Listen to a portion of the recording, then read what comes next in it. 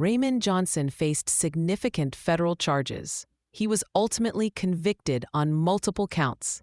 These convictions included a charge of money laundering. This is a serious financial crime, often linked to illicit activities. He was also convicted of possession of cocaine. Specifically, the charge involved conspiracy to distribute a substantial quantity, 15 kilograms. Following these convictions, Johnson received a lengthy prison sentence. The court sentenced him to 14 years and 4 months imprisonment. In addition to the prison term, he was also sentenced to a period of supervised release. This term was set at 5 years. Please like and subscribe if you're new to the channel. The events leading to Johnson's arrest began on August 30th, 1991. On this date, FBI agents initiated an investigation targeting Johnson. The investigation was prompted by information received from a confidential informant. This tip provided the initial basis for the agents' actions. The focus of the investigation was a Quality Inn hotel located in Ohio. This location became central to the unfolding events. At the hotel, FBI agents apprehended Johnson. He was arrested along with a co-defendant identified as Vernon Goins. Following the arrests, law enforcement sought and obtained a search warrant. This warrant was crucial for further evidence collection. The warrant specifically authorized the search of 2 key areas. It permitted searching the hotel room occupied by Johnson and Goins. It also allowed searching the car they had used. The search of the hotel room yielded several items of interest. Among them was an airline ticket. The ticket was issued in the name Michael Cooper. It indicated travel from Cleveland to Los Angeles. Also discovered in the hotel room was a gray Samsonite suitcase. This suitcase contained a large sum of cash. The amount found in the gray suitcase totaled $147,690. This substantial sum immediately raised suspicion. During the investigation, Johnson admitted ownership of this gray suitcase. This admission would become relevant later. Notably, the gray suitcase was inscribed with the name M. Cooper. This matched the name on the airline ticket found nearby. The search of the car used by Johnson and Goins uncovered additional evidence. Another suitcase was found within the vehicle. This second suitcase contained an even larger amount of money. It held over $200,000 in cash. In total, approximately $350,000 was seized by law enforcement during this operation. This large cash seizure formed a significant part of the evidence against Johnson. The prosecution's case relied heavily on testimony from a key witness. This witness was Harold Smith, a third individual involved in the conspiracy. Smith testified against Johnson at trial. His testimony provided crucial details about the alleged criminal enterprise. According to Smith, Johnson was an active participant in a cocaine conspiracy.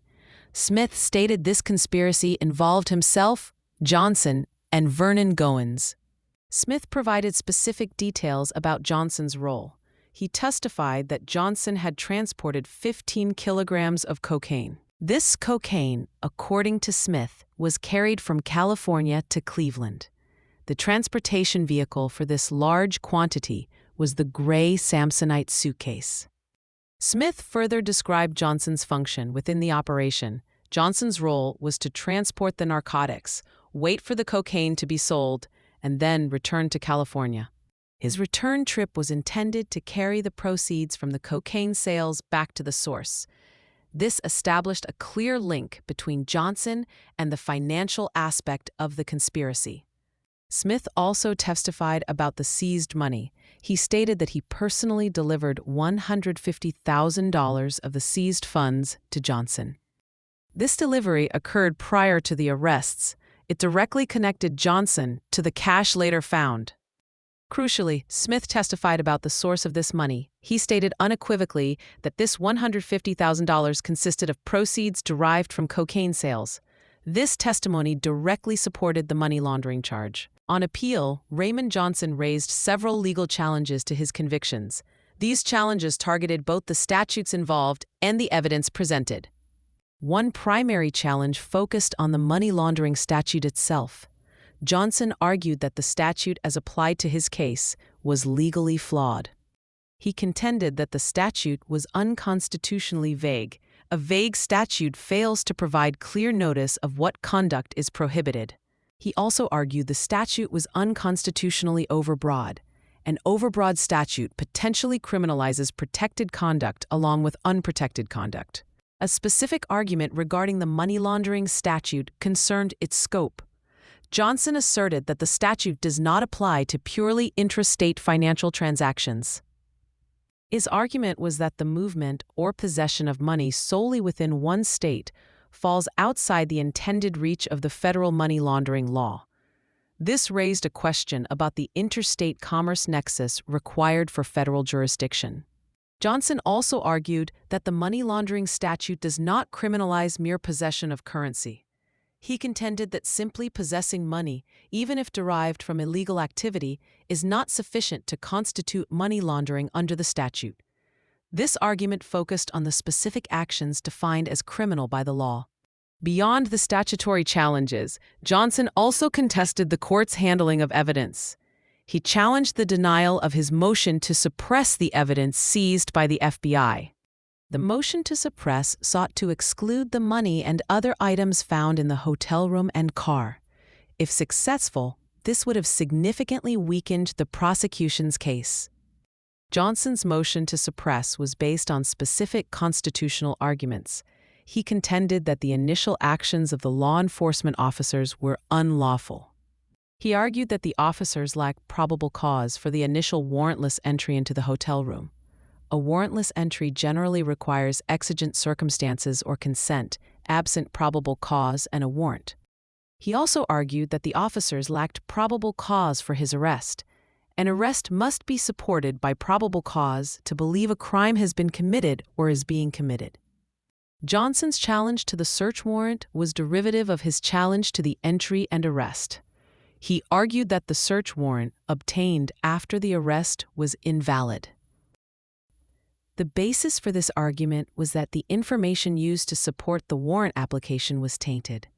He claimed this information was obtained as a result of the alleged illegal entry and arrest.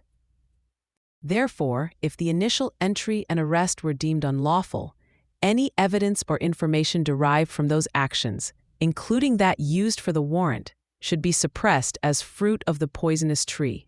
This legal doctrine prevents the use of evidence obtained in violation of constitutional rights.